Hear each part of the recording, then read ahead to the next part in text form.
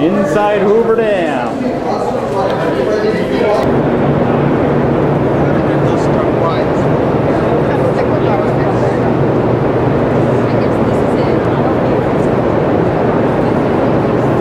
First generator came online in 1936.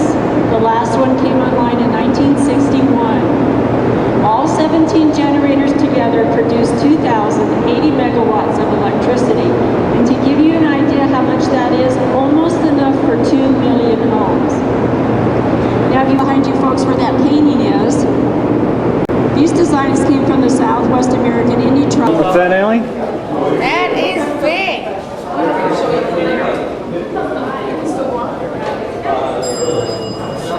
Let's go outside.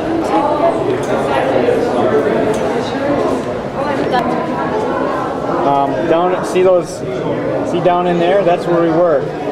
Right down along in there. Or we were in that one here, the 16,500 volts and 4,000 amp. That Ready. electricity is sent outside to the stack-up transformers. If you look down there, you see the silver units down there. They are the stack-up transformers.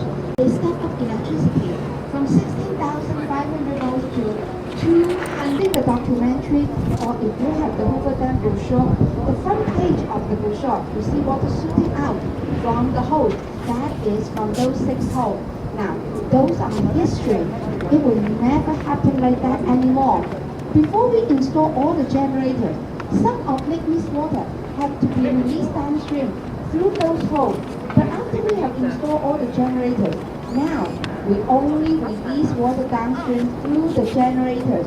We don't use those holes anymore. Right, that's why they have the grates right here.